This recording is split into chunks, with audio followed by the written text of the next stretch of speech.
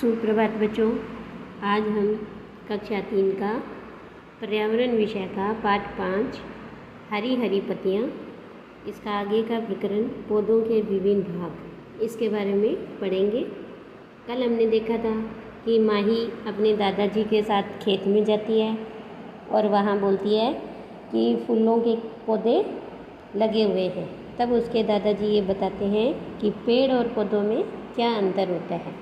तो ये देखो, दादाजी ने ये बताया था कि पेड़ का तना इसे कहते हैं। मैंने भी कल आपको बताया था। तो पेड़ का जो तना है वो लंबा और मजबूत और मोटा होता है, और पौधे का तना कैसा होता है? पौधे का तना कोमल और छोटा होता है, और पौधे की आयु कम होती है और पेड़ की आयु अधिक होती है। तो आज हम पौधे के विभिन्न भागों के बारे में पढ़ेंगे। तो देखिए, ये एक यहाँ चित्र दिखाई दे रहा है आपको पौधे का, और इसके विभिन्न भाग देखिए कि ज़मीन के अंदर जो भाग होता है इन्हें हम क्या कहते हैं? जड़। और ये इसका तना। देखो, पेड़ का कितना मोटा था और पौधे का कितना पतला सा होता है। और ये कोमल होता है और पेड़ का तना कठोर होता है, उसे आसानी से हम हाथ से नहीं तोड़ सकते।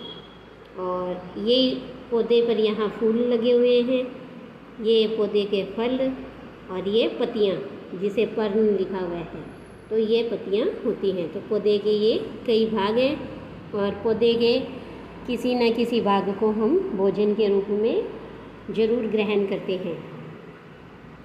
तो आगे देखिए कि अब बताइए कि चित्र में आपको पौधे के कौन कौन से भाग दिखाई दे रहे हैं। तो हमें पत्तियाँ, फल, फूल, तना, जड़ आदि भाग दिखाई दे रहे हैं। ज़मीन के बाहर पौधे के कौन कौन से भाग दिखाई देते हैं? तो जड़ के अलावा जितने भी भाग हैं वो सारे ज़मीन के बाहर होते हैं। और ज़मीन के अंदर पौधे का कौन सा भाग होता है? जड़। अब देखो कि जड़ों का काम क्या है, कि जड़ें क्या करती हैं। तो जड़ें पौधे को भूमि में स्थिर रखती हैं। स्थिर मतलब एकदम सीधा खड़े रखती हैं, तथा भूमि से पानी और खनिज लवण सोखती हैं। तो जिससे क्या होगा कि पत्तियाँ सूर्य के प्रकाश में भोजन का निर्माण करती हैं। विभिन्न तरह की भूमि में जल और खनिज लवणों की मात्रा अलग अलग पाई जाती है। पौधे की आवश्यकता अनुसार कई बार हम उन्हें अलग से पानी और खाद भी देना पड़ता है। सामान्यतः पेड़ अपनी आवश्यकता का पानी और खनिज लवण भूमि से स्वतः ही प्राप्त कर लेते हैं। यानी पेड़ तो अपना भोजन अपने आप प्राप्त कर लेते हैं, लेकिन पौधों को हमें पानी वगैरह देना पड़ता है। लेकिन पौधों और अधिकांश फसलों में अलग से पानी और खाद ये देने ही पड़ते हैं।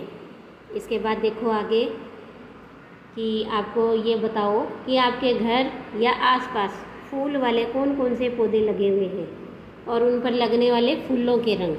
तो देखो, जैसे गुलाब का फूल होता है उसका रंग गुलाबी, गेंदे का फूल उसका रंग पीला, चमेली का फूल उसका रंग सफ़ेद। तो इस तरह से सूरजमुखी का फूल उसका रंग पीला।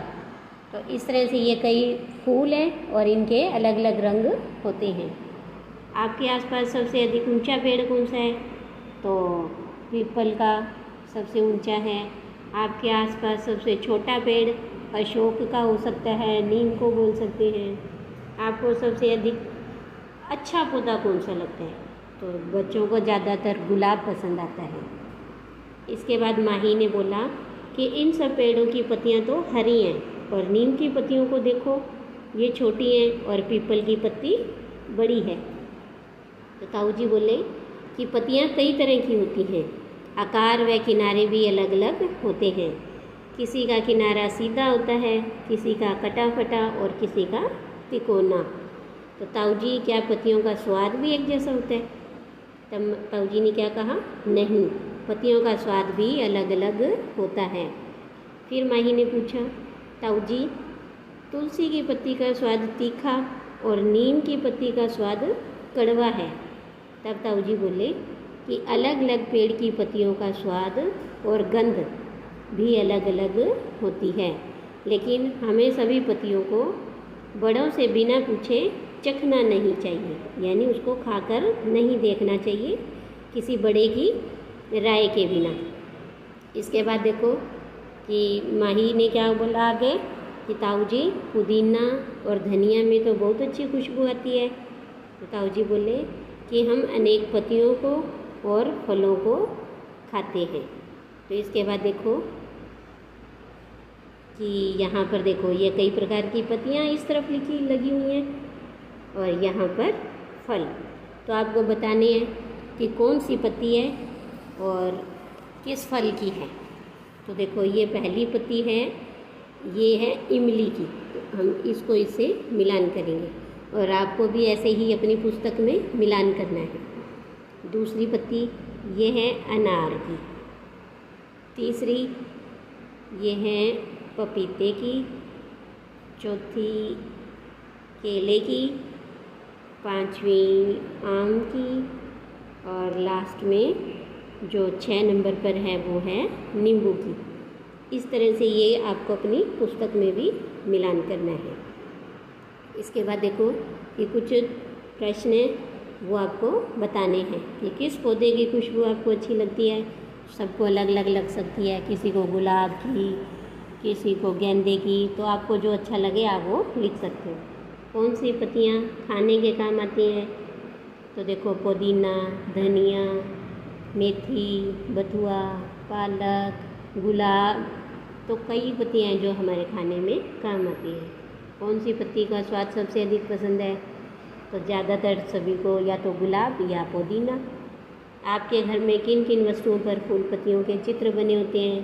तो फूल पत्तियों के चित्र कपड़ों पर, चादर पर, तकिए पर, बच्चों के फ्रॉक पर, है ना, पर्दों पर, कप प्लेट पर। इस तरह से काफ़ी हमारे घर में चीज़ें होती हैं जिन पर फूल पत्तियों के चित्र बने होते हैं। अब इसके बाद ये बताओ कि आपके घर में कोई भी शुभ या मांगलिक कार्य होता है तो उनमें किन किन फूल पत्तियों से सजावट की जाती है। उनमें गुलाब, गेंदा, अशोक के पेड़, इस तरह से कई पत्तियाँ होती हैं, मनी प्लांट, जिनसे सजावट की जाती है। आगे माही ने फिर बात करी कि ताऊ जी हमें पेड़ पौधों से बहुत कुछ मिलता है। ताऊ जी बोले हाँ, हमारा व पशु पक्षियों का भोजन इन पेड़ों से ही तो मिलता है। पेड़ तो कई जंतुओं और पक्षियों के आवास भी होते हैं। आवास का मतलब रहने का स्थान। देखा होगा आपने, कई पक्षी पेड़ों पर अपना घोंसला बनाते हैं तो वो उनका घर ही होता है। माही ने फिर पूछा कि ताऊ जी हमारे घर में दरवाजे, खिड़की, टेबल, कुर्सी आदि सामान है वो इन पेड़ों की लकड़ियों से मिलकर बना होता है। तब ताऊ जी बोले हाँ बेटी, सही कह रही हो तुम। रसोई में जाकर देखो और कौन कौन सी वस्तुएं हमें पेड़ों से मिली है। अब आप बताओ कि आपकी रसोई में ऐसी कौन कौन सी वस्तुएं हैं जो पेड़ों से हमें मिलती है।